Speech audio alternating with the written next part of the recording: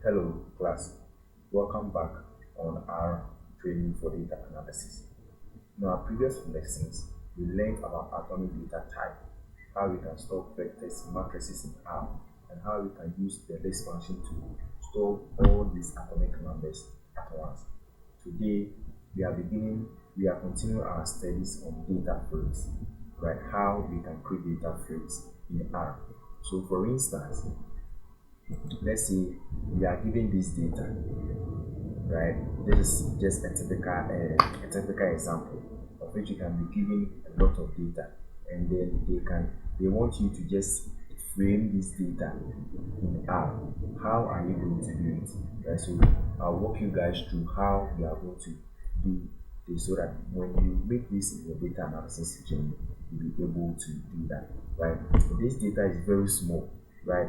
In one way or the other, we can get a big data, right, that they can ask us to create data frame on this, right? So we are going to do it sequentially so that you will surely benefit from it, right? So at the end of the day, when we are getting such a data like this one, right, we can store this data in R. When we take each column, right, and then store it as what, a vector. So for instance, we have the first column is what, heading by what, letter A. We are going to store letter A as what, a vector. The second column is headed by this.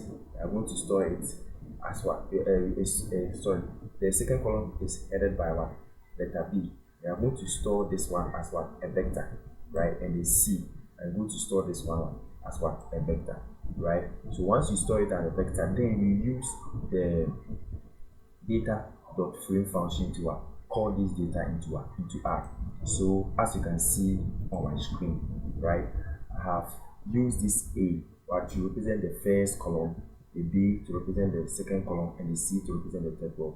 And these are ways that we can store vectors in R. So please, if you have not watched how you store vectors in R, you can play back and go to that video and then watch it so that you get background knowledge about how the vectors work, so that when you come you really appreciate it, right? You have stored A, B, and C, so you have to call this letter. So we have to call these columns, right? You have called column A, column B, and column C. As you can see, the 9C, right? So I don't believe you want us to create that data frame, right? You just give that data frame represented by a variable what called M, right? And then you use what we call the data.frame function, right? This data.frame function help us to save this in what, a data frame, right? So you write the data.frame, right, and then just call in what the column one name that you have given, A, B, C, as you have seen here. So once you call it like that and run, so your data will nicely be shown here. So right now we are having our data here. Our column A is 6, 7, 8, 89, 90, and 50. And our column B is yes, no, yes, no, yes, no. And our column C is 1, 2, 3, 4, 5, right? As you can see, the 9C, right? So at the end of the day, we have this data frame, right? But sometimes, once we have the data frame, right, maybe the column name, the A, B, and then C, you don't want it, right? You want to just reframe it into another name, right? We can also do that in R. So here we are come to work on how we can also change the column name in case we have already store our data frame, right? So here we are going to assign, right? We are just going to assign name to the column, right? So this is the same code that we are just going to repeat, the code that we used to call our data frame, of which we have the same code. So if you want to just name the the column, you just use the column name. Let's say I want the A to represent one numeric, so here I will say that numeric is equal to A, and I want B to be represented by diamond is equal to B, and I want C to be represented by what, logic, and then logic is equal to what, C. So once you give it a name like this and run, you see it will appear nicely at the console, right? You see the names has changed: numeric, diamond, and logic, right? The name has changed nicely, right? So this is how things work when it comes to restoring what data frame in one app. You can change them, and then you see the column names. You have 1, 2, 3, 4, 5, 6. And if you really want to change the column name too, you can do so, right? Yes, you just have to use the data frame function, right? Sorry, the data.frame function, right? And then you see, give it what a name. Sorry, you can use the data frame function, right? So for example, right, let me use the same this thing that I use, the numeric this thing, and the same name that I use for the column here, so that it will be very nice. So numeric, right? And at that place was what, diamond, right? Diamond,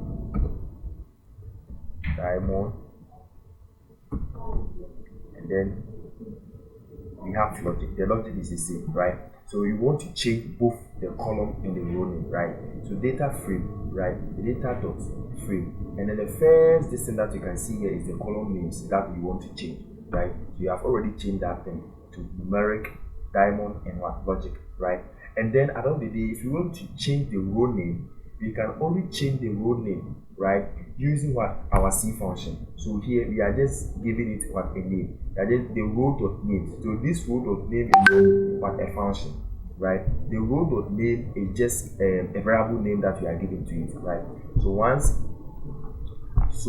we are just giving it a variable name. So it's equal to a C. You use the C function, and the first argument will be for what, the column name, and the second argument that you can see here will be for the row name, right? So we just use the C function, right?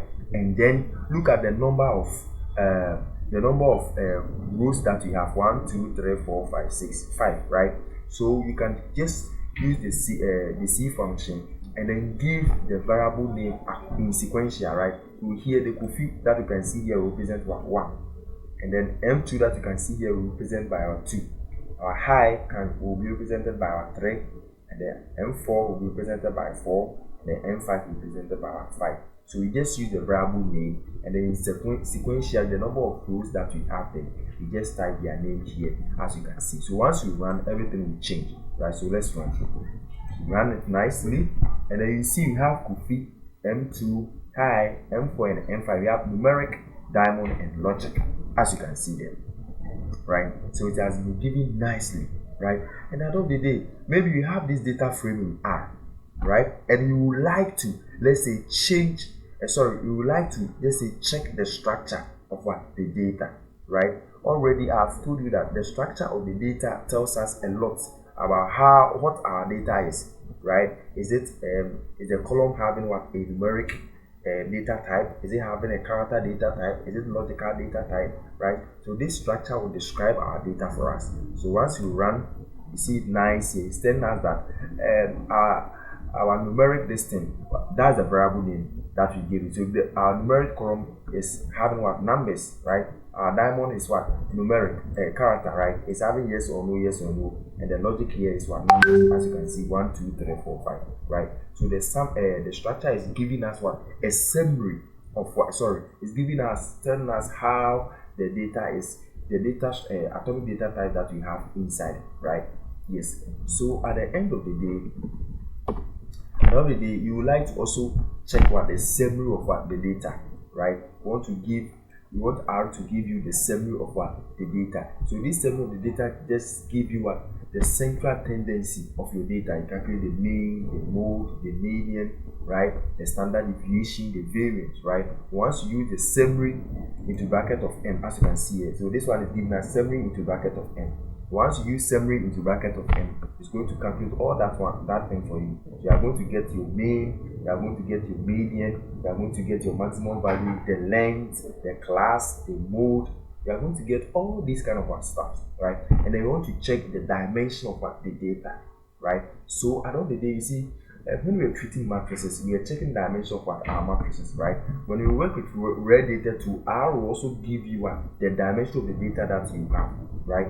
So here you have met the DIN before. Just put the variable name inside here, right? So this is just the variable name, right, that you give it to.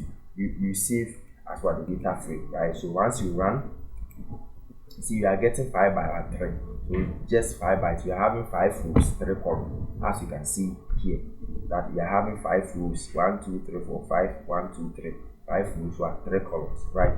And then I don't know, you want to get, let's say we have gotten the dimension, but strictly want to get only the number of what rows. If you want to get the number of rows, you use what you call the end row function. So the n row into bracket of what the data frame name that you have given. So once you run, you get what 5, and then get the number of columns. So n call into bracket of that, right? So once you also run, you get that name, right? Sorry, you get that number. So you get the number of rows is 5, the number of columns is 1, right? So here too, we are also working on getting values from our data frame, right? So I don't really want to, let's say you have your data frame nice here, as you can see on my screen. This is our data frame, right? So we want to, let's say, bring like pick some number out of what the data frame. We can surely do that nicely, right? So here the first letter that you can see is what, just the data name, and we store that data name, that the data frame name as what, n. And the first argument that you can see at the 2 places what, for the rows, and the 3 places what, for the column. So here we just want to go to the data frame and then just locate number at what, row 2 column, sorry, number at row 2 column 1 3. So when you come here, number at row 2 column 3 is what, 2. So once you run it, I will give us 2 nicely, right? We get our 2.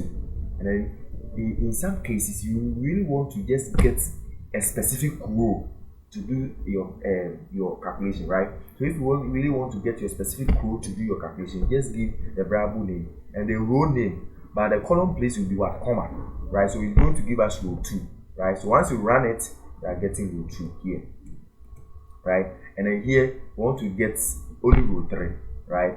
So once you run it, you get our row 3, right? So this is how we can create data frames in R, how we can remove, how we can even change the names for the individual columns, and what give how we can also give names to what, the rows, right?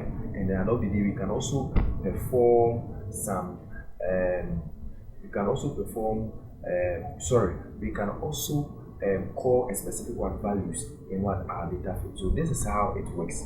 This is Statistics and Mathematics Data channel. Please kindly subscribe, share, and like the link so that other people will get to know the channel and then come and stay. Thank you for having patience going through all these codes. Please kindly take your time and then type the code yourself in R one by one and then run it so that you really appreciate what you are doing. Thank you. Bye.